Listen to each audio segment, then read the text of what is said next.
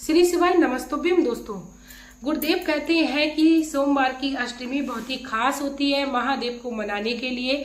जैसा कि दोस्तों हम सब जानते हैं, साल की पहली सोमवार की अष्टमी जो है वो 4 मार्च को पड़ रही है। बहुत ही शुभ संयोग बन रहा है और ऐसा भी माना जाता है कि भगवान शिव से यदि कोई मनोकामना हमें जल्द पूर्ण करानी होती है तो सोमवार की अष्टमी का दिन बहुत ही खास है।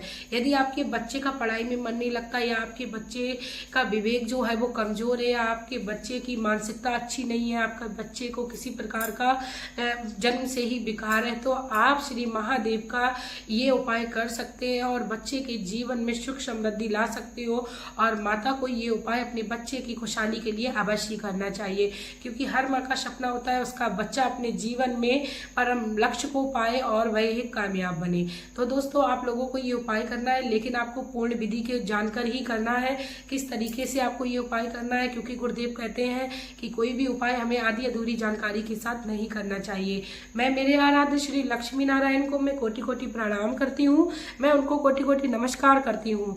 दोस्तों, सोमवार की अष्टमी के दिन ऐसी मान्यता है, शिव पुराण में वर्णन है कि भगवान शिव की शिवलिंग के पास 64 योगिनियां विराजमान रहती हैं और उस दिन सारी मनोकामनाएं पूर्ण होती हैं जो भी भगवान की शरण में पहुंच जाता है। तो चलिए दोस्तों, आपको अपने बच्चे की वृद्धि और तरक्की के लिए कौन सा उपाय करना है बात आपसे करते हैं, लेकिन उससे पहले मैं आप लोगों से कहना चाहूंगी, यदि आप लोग मेरे चैनल पर नए हो, मेरे द्वारा बताया हुआ उपाय आप लोगों को अच्छा लगे, सरल लगे, आसान लगे, तो प्लीज आप लोग मेरी वीडियो को शेयर कर दीजिएगा, क्योंकि आपका एक शेयर मात्र व्यक्ति के जीवन में सुख समृद्धि को ला देगा। साथ में वीडियो को लाइक कर दीजिएगा, चैनल को सब्सक्राइब कर लीजिएगा, कमेंट बॉक्स में श्री शिवाय नमस्तुभ्यम या श्री लक्ष्मी नारायण का प्यारा सा कमेंट कर दीजिएगा। दोस्तों, यदि कोई मेरी वीडियो ये माता बहन देख रही है और वह अपने घर बैठे बैठे अपने घर में रुपए कमाना चाहती है और वह चाहती है अपने लाइफ में वह भी सक्सेस बने, तो मेरा एक और चैनल है सोनम टेक्नो, जिसमें मैं यूट्यूब पर कैसे वीडियो बनाए, कैसे घर बैठे रुपए कमाए, इससे रिलेटेड ट्रिक देती रहती हूँ। आप लोग चाहे तो उसका मैं लिंक डिस्क्रिप्शन बॉक्स में दे दूंगी, आप लोग चाहे तो चेकआउट कर सकते हो और अपनी यूट्यूब की जर्नी को शुरू कर सकते हो। तो चलिए दोस्तों, टाइम को वेस्ट ना करते हुए आप लोगों से शेयर करते हैं कि आपको अपनी बच्चे की वृद्धि के लिए क्या उपाय करना है। दोस्तों, सोमवार की अष्टमी के दिन हम सब जानते हैं सोमवार पड़ता है, तो सोमवार के दिन हमें सुबह में स्नान करना है, अपने घर की पूजा विधि संपन्न करनी है। जिस भी तरीके से आप करते हो, भगवान सूर्यदेव को जल देकर आप पूरा दिन स्वच्छ रहिए, कोशिश करिए आप पूरे दिन स्वच्छ रहिए। तो आप पूरे दिन में आप यदि स्नान नहीं दोबारा कर रहे हो तो कोई बात नहीं, यदि आप किसी प्रकार से अपवित्र हुए हो तो आप शाम में स्नान करें। जैसा कि हम जानते हैं, प्रदोष काल के समय की हुई पूजा भगवान महादेव की हमें बहुत ही ज्यादा शुभ फल देने वाली होती है।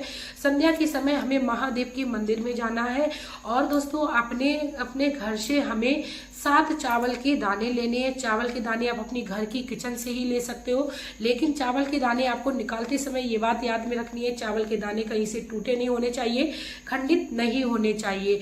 आपको क्या करना है, 7 चावल के दाने लेने हैं, 1 लोटा जल लेना है। किस पात्र में लेना है दोस्तों, यदि तांबे का पात्र है तो बहुत अच्छी बात है, नहीं तो आप अपने घर से स्टील, पीतल, चांदी जिसका भी पात्र है आपके पास आप ले जाइए। लेकिन आपको ये याद रखना है, जल जो है वो अपने घर से ही आपको ले जाना है, क्योंकि जब हम अपने घर के दोष को शांत करने की बात आती है या हमारे घर में किसी प्रकार का कोई दोष लगा होता है, तो हमें अपने घर के ही जल का प्रयोग हमेशा ही शिवलिंग पर करना चाहिए। उसके बाद दोस्तों, 7 चावल के दाने ले लें। यदि आप कोई पूजन की सामग्री अपने साथ ले जाना चाहते हो तो उसको भी आप ले जा सकते हो और आपको भगवान शिव के मंदिर में पहुंच जाना है। आप भगवान शिव के पास बैठकर 3 तालियां बजाइए, अपने बच्चे को भी अपने साथ ले जाइए।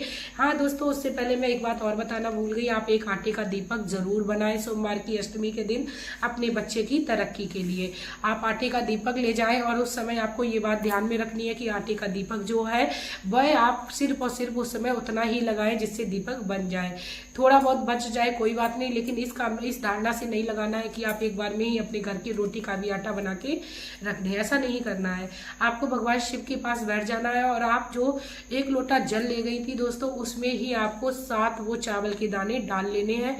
श्री शिवाय नमस्तुभ्यम का आपको जाप करना है और भगवान श्री शिवलिंग पर आपको और आपके बच्चे का हाथ लगाकर आपको भगवान को जल जो है वो अर्पण कर देना है।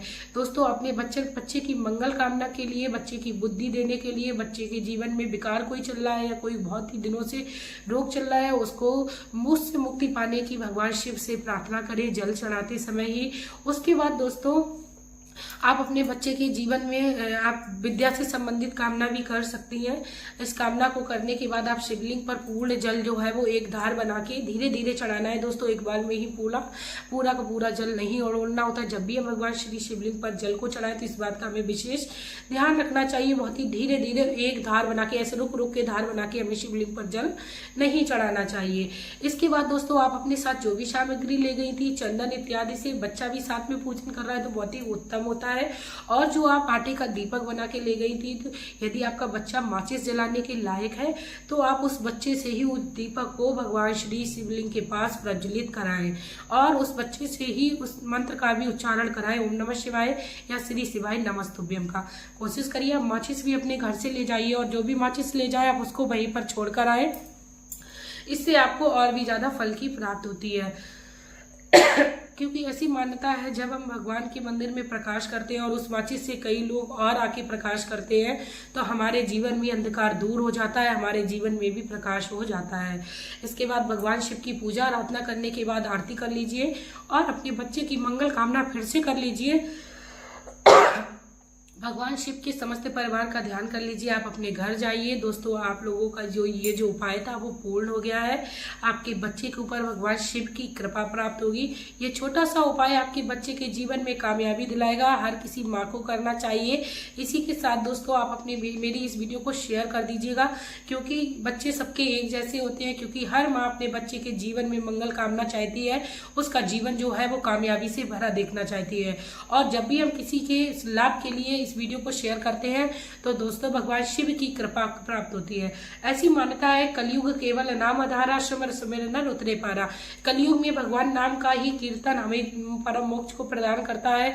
हमारे जीवन में चल रही समस्याएं जो है वो नाम मात्र रटन करने से खत्म हो जाती हैं। दोस्तों हमें अपने जीवन में हमेशा ही दूसरों का भला करते हुए अपना जीवन यापन करना चाहिए।